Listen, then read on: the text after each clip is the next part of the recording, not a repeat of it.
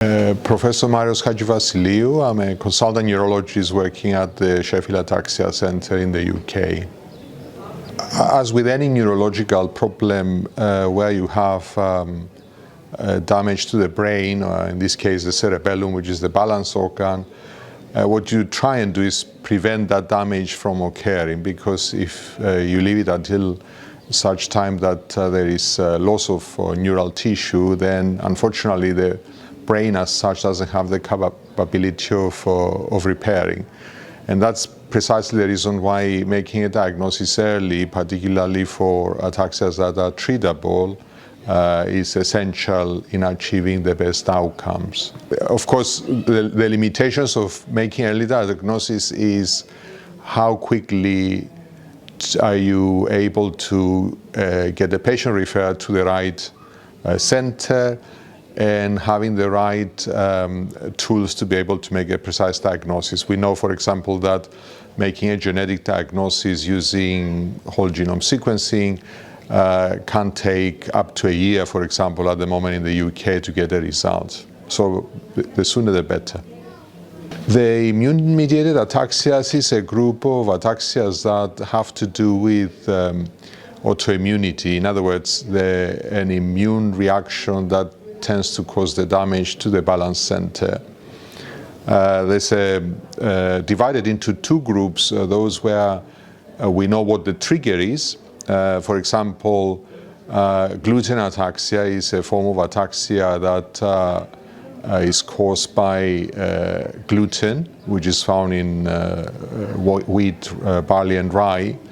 And this is an autoimmune reaction which can cause something called celiac disease, which is primarily gastrointestinal disease. But in the case of gluten ataxia, the immune response seems to direct towards the cerebellum and causes damage there. Clearly, if you are able to make a diagnosis early and avoid eating gluten, then you can have very good results. You can more or less eradicate the disease if you make a diagnosis early. Other examples of immune-mediated ataxias include something called paraneoplastic cerebellar degeneration, which is a reaction to an underlying growth, cancer. And often the cancer can be occult. In other words, it might not be obvious, but the patient presents with a rapidly progressive ataxia. And if you see that, then you need whole body imaging to identify the cancer, and hoping that the cancer is treatable. Then the only way to achieve stabilization and improvement is to eradicate the cancer. The perhaps emerging other area of immune ataxia is something called primary autoimmune cerebellar ataxia. You can think of it as a similar to, or an analogous disease to, say, having an underactive thyroid, where you have an immune response against your thyroid gland, and then you end up with an underactive thyroid. In primary autoimmune cerebellar ataxia, you have an immune response directed towards your cerebellum, the balance organ. If you are able to make a diagnosis early, then you can administer drugs that modify the immune system with very good results. The difficulty for this entity is that there is no clear biological marker, so you have to make a diagnosis based on things like a family history of autoimmune disease or an autoimmune disease affecting the individual themselves and so forth. Yes, so I've been, the Sheffield Ataxia Center has been set up almost 28 years ago now. In 2007 was accredited as an Ataxia Center of Excellence by Ataxia UK.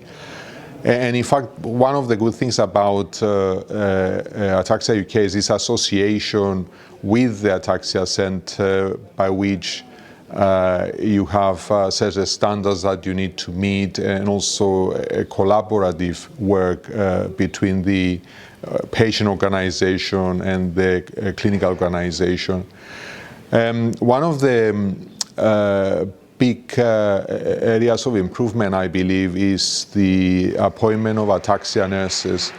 So we have in Sheffield now 4 specialist nurses who only see patients with ataxia. not one particular type of ataxia, all of them, because they all have genetic issues to do with their disability. And all of our patients get seen by the ataxia nurses either on the same day when they see us, or it could be separate. And the truth of the matter is that the nurses tend to spend quite a lot of time with the patient and discuss different issues that may not be discussed by us, which are obviously more interested in the medical side of the problems that they have. The other, I guess, advice is that you start obviously alone, and then you build up a very large cohort of patients, but then you need to have more interested colleagues. So I have another consultant neurologist with an interest in ataxia to help out. And then, of course, you start thinking about educating more neurologists and making them more interested in the field of ataxia, even if it's a rare disease, and therefore having more people across the country that can deal with such cases. Patients' contribution to what we do is essential. I mean, we wouldn't have an ataxia center, we didn't have patients. We wouldn't have an ataxia center if we didn't have patients who are willing to travel long distances to come and see us, to follow them up over many years. And of course, looking at, for example, the advances in the genetics, 15, 20 years ago, we could diagnose 3 or 4 genetic ataxias. We can now diagnose over 200 different genetic ataxias. And there are patients who've been coming to our center for all these years, hoping that they will eventually get a precise diagnosis, and they have now. I mean, obviously, it's very important to, for those cases that we talked before about immune ataxia, when there's also treatable therapies for them, because those patients would benefit the most. In terms of the patient's voice, of course, we have to modify our practice depending on what suits the patients best. And having come out of, or at least to some degree, come out of the pandemic, one of the things that has been very useful is the ability to do remote consultations with some of these patients, to be able to provide with the support that they need without necessarily having to come all the time to see us, particularly if they're traveling from very far.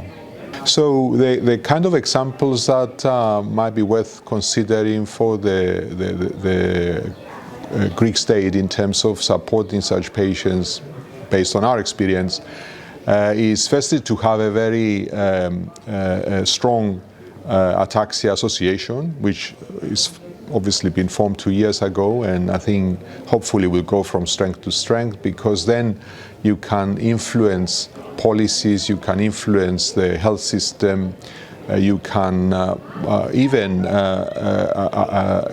introduce or help introduce treatments that are maybe available in other countries but haven't quite been adopted here. So I think that's very important. The other aspect, which I mentioned briefly before, is having non-medical support for patients, such as, for example, specialist nurses that can do a lot of the groundwork, and not just in terms of supporting patients in all their needs in relation to the ataxia, but also sometimes getting involved with research. And a lot of our nurses are involved with research and are better placed to identify suitable patients that can help us with that. My message to patients with ataxia is that when I started 28 years ago, I can honestly don't remember an ataxia where I would say it was entirely treatable. And yet now there's a list of so many ataxias that are treatable, particularly the immune ones. Even in the genetic ataxias, where obviously there's still a lot of effort to be put in terms of finding treatments, there are ataxias where genetic ataxias that if you diagnose them early and the pathology has to do with, say, an enzymatic pathway, you can actually use medication that can reverse that process and treat patients. So it's all very exciting, and I'm very pleased that I went into this field.